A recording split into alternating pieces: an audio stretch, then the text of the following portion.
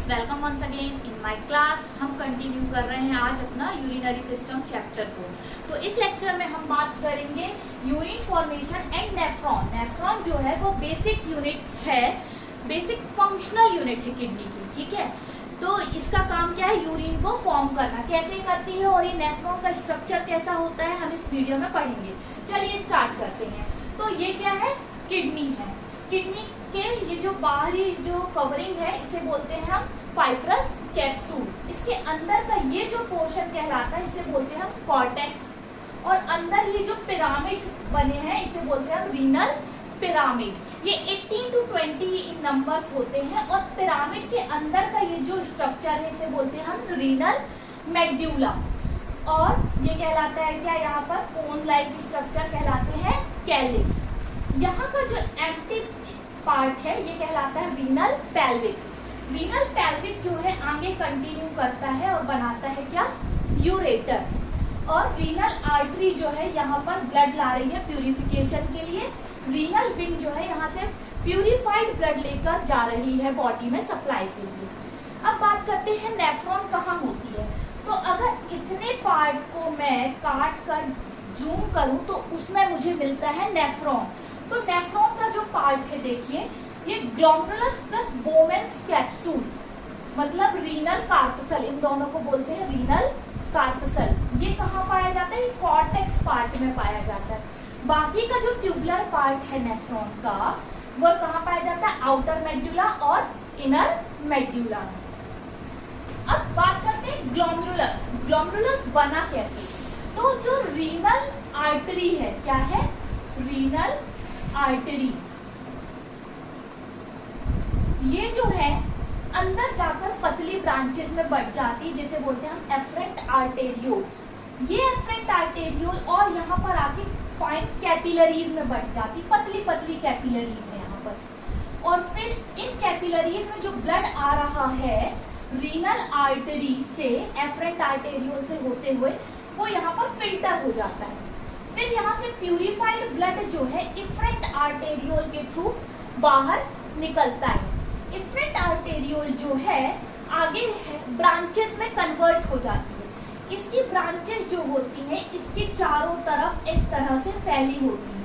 ये जो स्ट्रक्चर है बहुत कॉम्प्लेक्स है, लेकिन मैंने समझाने के लिए आपको कैसा बनाया है, बहुत ही सिंपल वे में बनाया हुआ है। बहुत ही ज्यादा यहाँ ट्यूबुलर पार्ट है और कॉम्प्लेक्स स्ट्रक्चर पाया जाता है। तो ढेर सारी पतली ब्रांचेस हो जाती हैं जो कि इन लूप को घेरे हुए होती हैं, ठीक है। ये ट्यूब्यूल्स को, नेफ्रॉन के ट्यूब्यूल्स को घेरे हुए होती हैं। ये कहलाती है पेरिट्यूबुलर कैपिलरीज। इसी की एक ब्रांच जो है बाहर की तरफ निकलती है, जिसे क्या बोलते हैं हम, रीनल वेन। Renal vein. तो जो रीनल वेन है, यहाँ से ब्लड क्या हो गया, प्यूरिफाई हो गया है।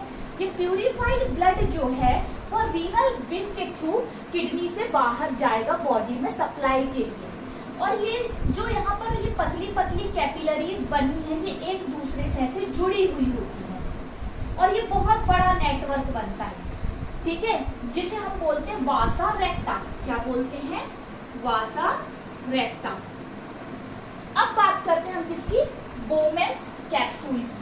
बोमेन्स कैप्सूल कैसा दिख रहा है, प्याले नुमा संरचना, एक कप की तरह। जैसे चाय छन जाती है ना, तो उसी तरह से ब्लड यहाँ पर जब छन जाएगा तो उसका जो भी फिल्ट्रेट है वह कहाँ आएगा, बोमेन्स कैप्सूल में। इसके आगे का ये जो ट्यूबुलर पार्ट है ये कहलाता है प्रॉक्सिमल कॉन्वोल्यूटेड ट्यूब्यूल, जिसे हम शॉर्ट फॉर्म में बोलते हैं पीसीटी।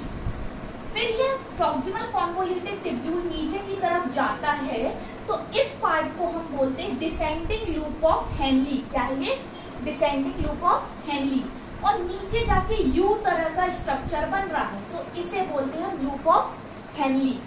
लूप ऑफ हेनली जब ऊपर की तरफ वापस से जाएगा तो इस पार्ट को बोलते हैं असेंडिंग लूप ऑफ हेनली, ये जो ऊपर की तरफ जा रही है। असेंडिंग लूप ऑफ हेनली जब कॉर्टेक्स में पहुंचती है तो इसे बोलते हैं हम डिस्टल कॉन्वोल्यूटेड ट्यूब्यूल, DCT, ठीक है। और फिर आगे जाकर ये जुड़ जाती है किसमें, कलेक्टिंग डक्ट में, ठीक है। अब बात करते हैं, ये तो रही नेफ्रॉन का स्ट्रक्चर। अब नेफ्रॉन में यूरिन का फॉर्मेशन फॉर्मेशन कैसे हो रहा है। तो यूरिन का फॉर्मेशन जो हो रहा है 3 स्टेप्स में हो रहा है। ये जो 3 स्टेप्स हैं ये है glomerular filtration, reabsorption, tubular secretion. One by one discuss करते हैं। ग्लोमेरुलर फिल्ट्रेशन होता क्या है, इसमें ब्लड का फिल्ट्रेशन होता है, ब्लड फिल्टर होता है। मैंने बताया ना यहाँ पर ब्लड आता है और फिल्टर हो जाता है। एक नॉर्मल एडल्ट में एक दिन में 180 लीटर ब्लड ऑलमोस्ट फिल्टर्ड हो जाता है। अब किसी के दिमाग में ये आएगा कि 180 लीटर तो ब्लड होता नहीं है मैडम, तो हार्ट जो है ब्लड में जो 5 लीटर ऑलमोस्ट जो ब्लड है उसी को कई बार पंप करके किडनी के पास प्यूरिफिकेशन के लिए पहुंचा देता है। तो जब कई बार वो 5 लीटर ब्लड पहुंचता है तो ऑलमोस्ट 180 लीटर जो ब्लड है वो फिल्टर हो जाता है एक दिन में, और 2 to 3 लीटर यूरिन जो है बनती है एक दिन में एक नॉर्मल एडल्ट में। अब बात करते हैं ये फिल्ट्रेशन होता कैसा है, ब्लड कैसे फिल्टर होता है। तो जब यहाँ पर ब्लड आ रहा है कैपिलरीज में तो उसमें से प्रेशर लगता है, जैसे आपकी नल की पाइप में जो पानी बहता है उससे प्रेशर लगता है ना, बहुत तेजी से पानी निकलता है, वैसे ही यहाँ पर जब ब्लड आएगा तो प्रेशर लगाएगा किस पे, बोमेन्स कैप्सूल में एक प्रेशर अप्लाई होगा। वो उस प्रेशर को बोलते हैं हम GFP, full form glomerular filtration pressure. Blood का प्रेशर है ये, जो कि किस पे लग रहा है, बोमेन्स कैप्सूल पे। कितना है, 60 mm Hg का प्रेशर लग रहा है। और फिर इसके बाद क्या, बोमेन्स कैप्सूल में कुछ नहीं है, बोमेन्स कैप्सूल में भी फ्लूइड भरा होता है, कुछ एक तरल पदार्थ होता है, वो भी क्या करता है कि बदले में प्रेशर लगाता है किसमें, इन कैपिलरीज में। कितना प्रेशर लगाता है, 15 mm Hg का। ये प्रेशर जो है देखिए उल्टा लग रहा है ऊपर की तरफ, यहाँ देखिए। और फिर क्या है, ऑस्मोलाइट प्रेशर, मतलब कुछ सॉल्ट्स पाए जाते हैं कहाँ पर, बोमेन्स कैप्सूल में। ये सॉल्ट भी प्रेशर लगाते हैं कहाँ, इस कैपिलरीज में, ग्लोम्युलस में। तो ये प्रेशर भी कहाँ लग रहा है, ऊपर की तरफ। तो 2 अपोजिट प्रेशर लग रहे हैं, ग्लोमेरुलर फिल्ट्रेशन प्रेशर लग रहा है और यहाँ से बोमेन्स कैप्सूल भी प्रेशर लगा रहा है। जब दोनों एक दूसरे को ऐसे धक्का देंगे तो कोई ना कोई तो जीतेगा, ठीक है। तो यहाँ जीत कौन रहा है, देखिए 60 mm Hg है ना, और यहाँ से टोटल नीचे से कितना प्रेशर लग रहा है, 15 + 25 40, ठीक है। तो 40 हम माइनस कर देंगे किससे, 60 से, नीचे आएगा 20, मतलब जो ग्लोमेरुलर फिल्ट्रेशन प्रेशर है वो ज्यादा है, इसलिए ब्लड यहाँ जीत जाता है और ब्लड का जो भी मटेरियल है फिल्टर होके कहाँ आता है, बोमेन्स कैप्सूल में आता है। अब बोमेन्स कैप्सूल में क्या क्या आता है फिल्टर होके, ग्लूकोज आ सकता है, अमीनो एसिड आ सकता है, यूरिया, क्रिएटिनिन, सोडियम और potassium chloride, bicarbonate, H2O, water, ये सब कुछ यहाँ पर आ जाता है फिल्टर होके। बट ये तो रही बात किसकी, ग्लोमेरुलर फिल्ट्रेशन की। अब बात करते हैं किसकी, रीएब्जॉर्प्शन। रीएब्जॉर्प्शन मतलब वापस से ब्लड में एब्जॉर्ब हो जाना, अवशोषित हो जाना।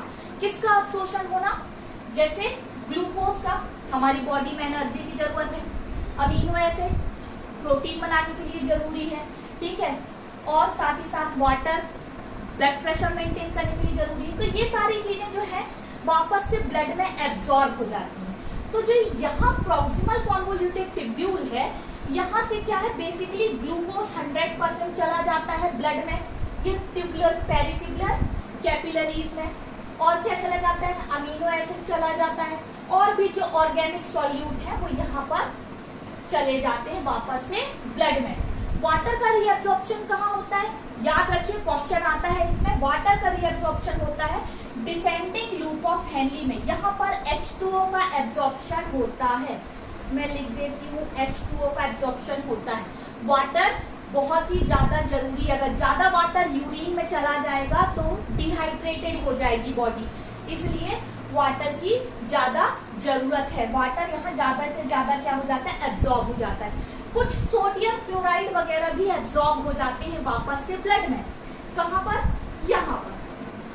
ये वापस से क्या चला जाएगा, यहाँ पर ये चला जाएगा NaCl, जो सॉल्ट है वो भी वापस से ब्लड में चले जाएंगे, क्योंकि अगर ज्यादा आ गया यूरिन में तो फिर हमारी दिक्कत हो सकती है। बॉडी में सॉल्ट का कंसंट्रेशन भी मेंटेन होना चाहिए पीएच को मेंटेन करने के लिए।